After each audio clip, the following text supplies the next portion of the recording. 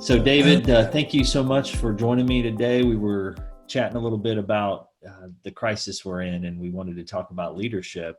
How do leaders lead during a crisis? Obviously, this is one that's unprecedented, but I think there's probably some universal principles of leadership in managing a crisis. You have many years of experience as a school administrator. Can you just give a little insight into when you're leading at a high level and you're responsible for a lot of people and kids?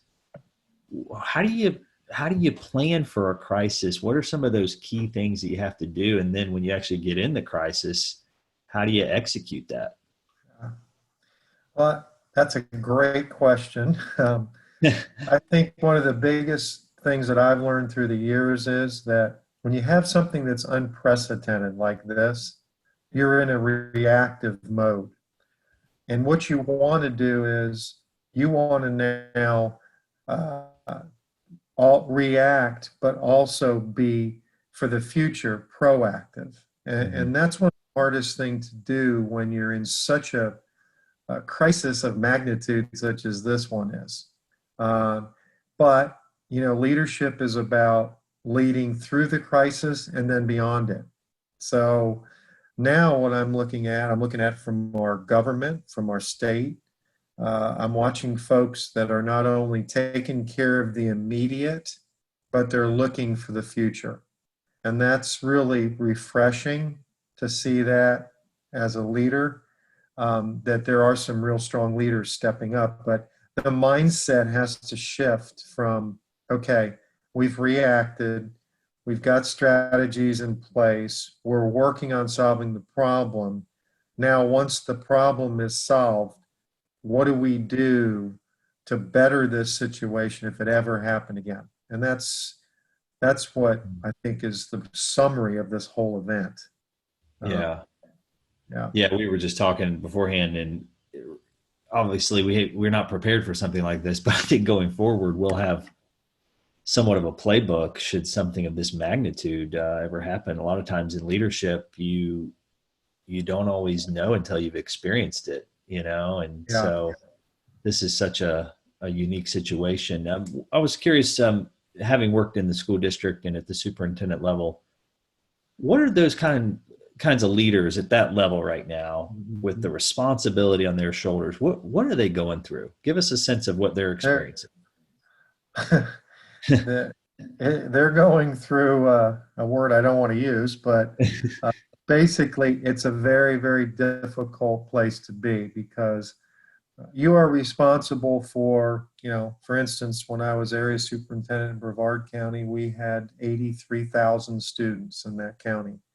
So ultimately, you're responsible for every one of those students and every parent and every group of parents that are there or connected to the situation, because people are hearing so many different things, and they're looking at the school system to be somewhere that's stable, uh, Hmm. somewhere that can give them the truth.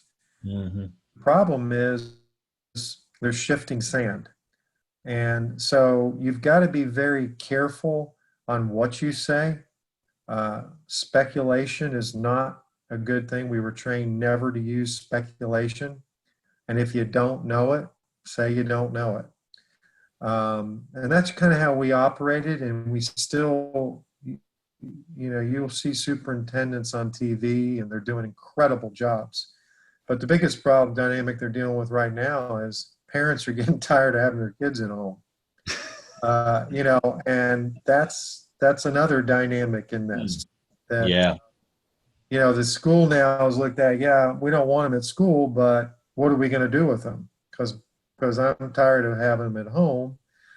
And not that they blame the school, but it's always a great place to look at that. If we were having school, we wouldn't have this problem. So Yeah. there is quite a heavy load on people at higher levels. But I would say from experience, the best thing that they're doing from what I'm seeing is they're really personalizing their approach as much as they can with Hmm. parents, personalizing it to the teachers, to the administrators, that now's the time to listen. Now's not the time to fight. It's the time to be just a shoulder, because a lot of people are dealing with different levels of stress through this, Yeah.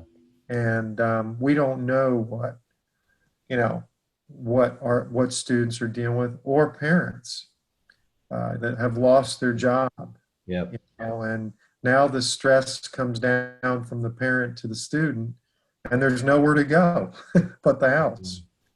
So it's yeah, the school system is going to they will play a very vital role in this, but it's not going to be an easy one.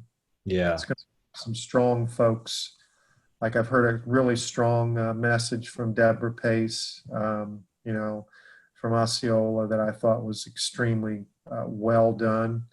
I've heard a few of them on LinkedIn that Hmm. people need to be commended, and they need Yeah. to be supported, because it's a tough job they're in right now. Yeah. Yeah. Yeah. I asked that because I think a lot of times it's easy in a crisis, um, to second guess leaders, and whether it's school, CEO of a corporation, government, and you, everybody likes to say, "Well, I would do this or that," but Right. there's times like this, you've got to trust your leaders that they're doing their best and that they've got your best interest at heart, and and Mhm. and I think it's good for us to try to imagine what it would be like for them, because the weight, that's the thing I'm thinking of, is just the Yeah. weight. Oh, it's the heavyweight. Yeah. Yeah. And the So, more, the bigger the district, the more the dynamics, obviously.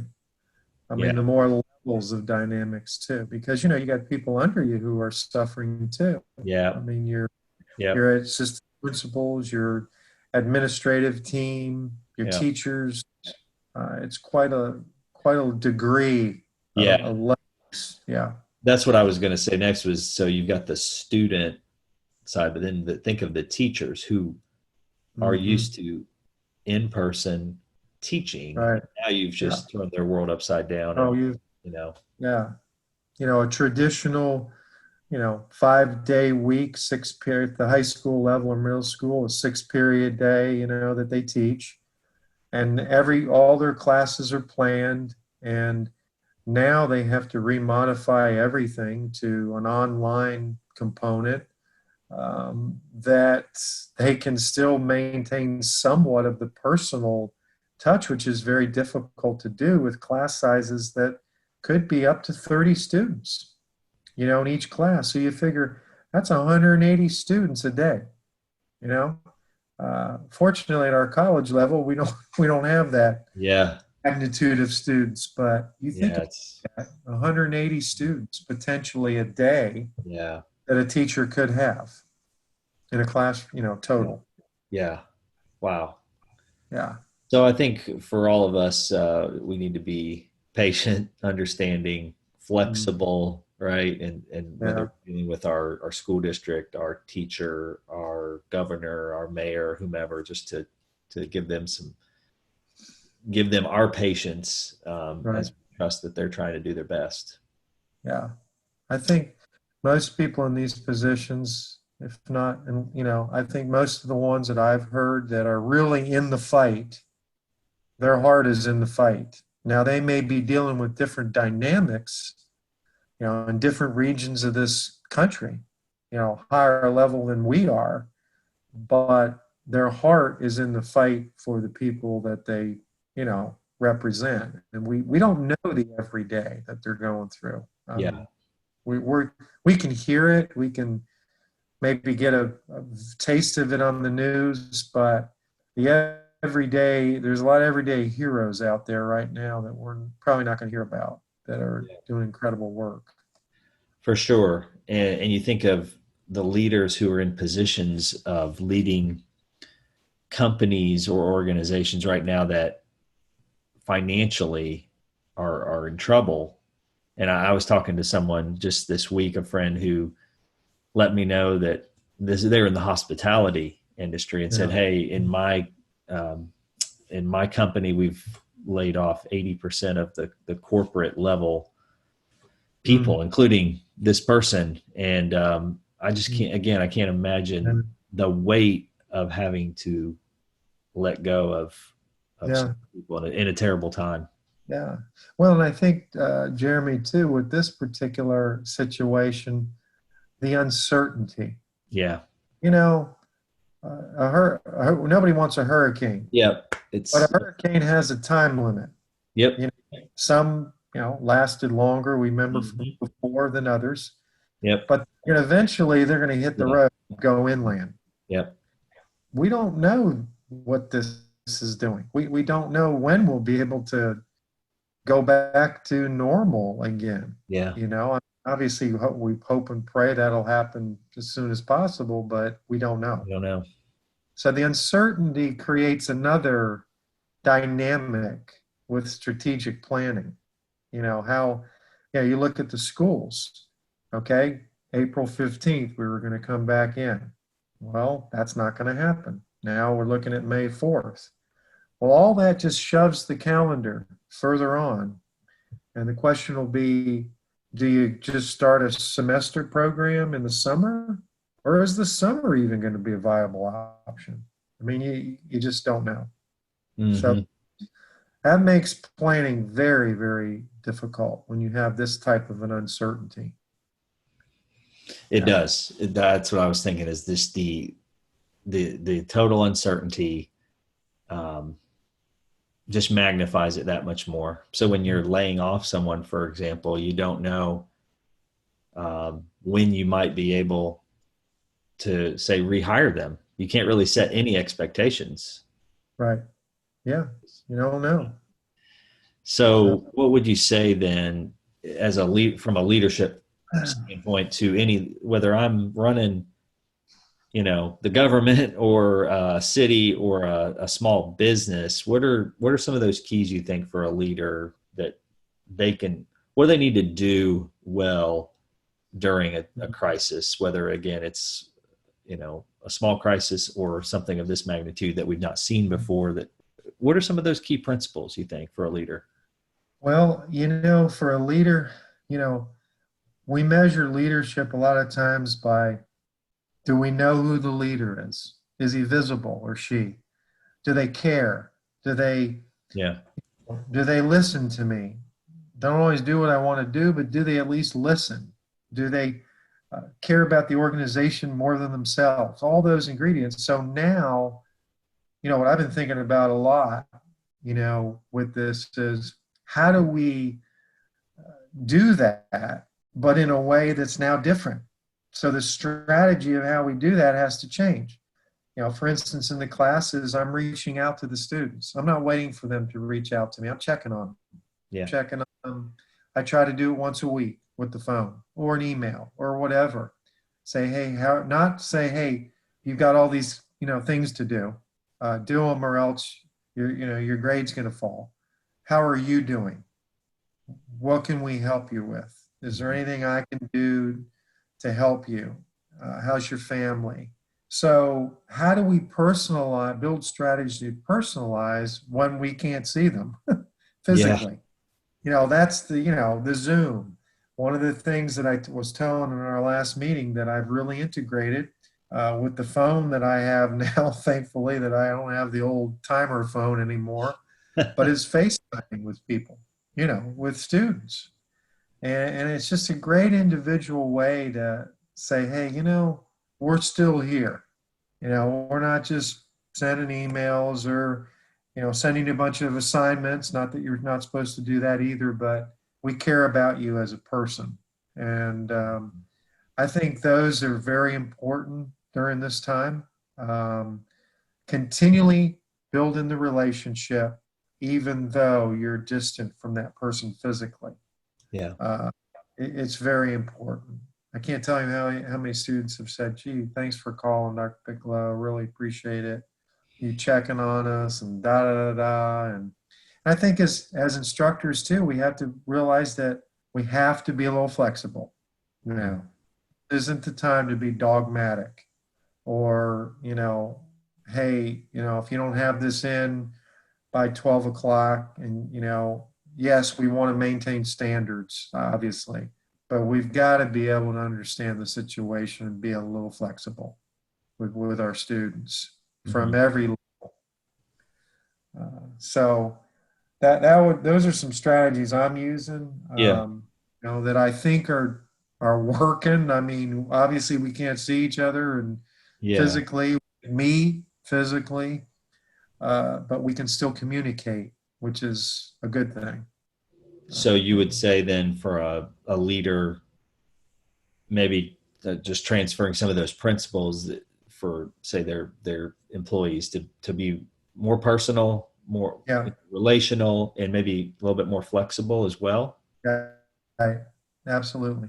So obviously some leaders then are faced with tough decisions um, in a time like this. What suggestions, recommendations do you have for leaders, again, regardless of whether they're at a small business or they run a large company or a municipality? What advice do you have from a leadership standpoint for making those tough decisions during a time like this? I, I would say the biggest advice I would give anybody is don't make them quick. Don't don't make, obviously some decisions you have to make quick if they're, Yeah. systemic. I mean, you Mhm. have, or else the organization, Mhm. flaps around. Right. If it's something that you really have to ponder on, then ponder a little bit, think about it, because it could be a life-changing decision, especially in a changing dynamic we're dealing with.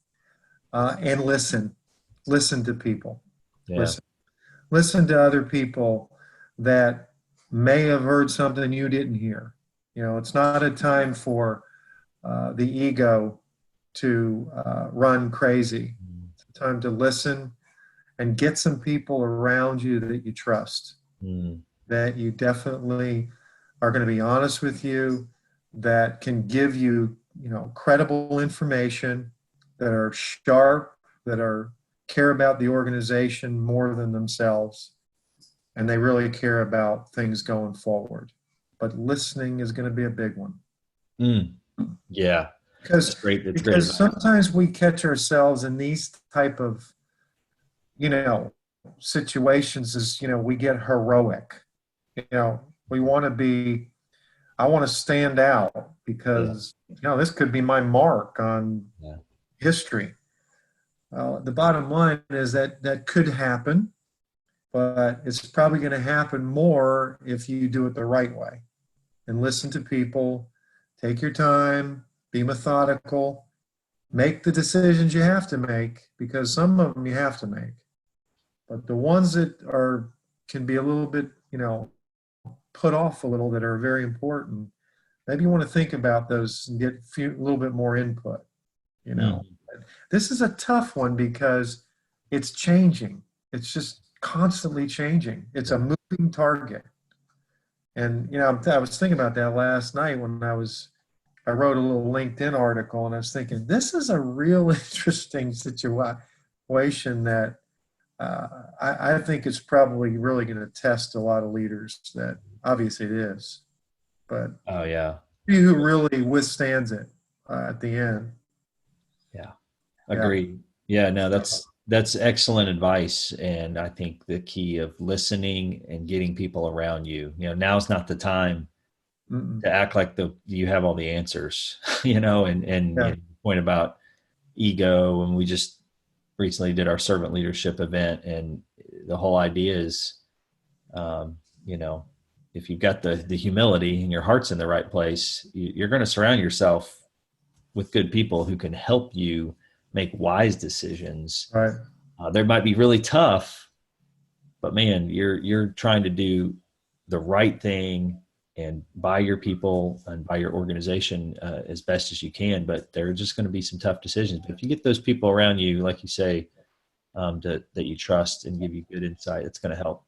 Yeah, yeah, So, yeah, well, this has been helpful. Thanks for taking a few minutes. I know, in the leadership program at PVA, that's what we're trying to do is train people to be leaders, right? Who are servants, but right. who are going out and leading with their heart and putting others first and leading with integrity and caring about people. So this is right up our alley for what we're trying to do with our students. Yeah, it definitely is. Well, thanks for taking a few minutes to join me today, and we'll connect again soon. You bet, my man. Thank you.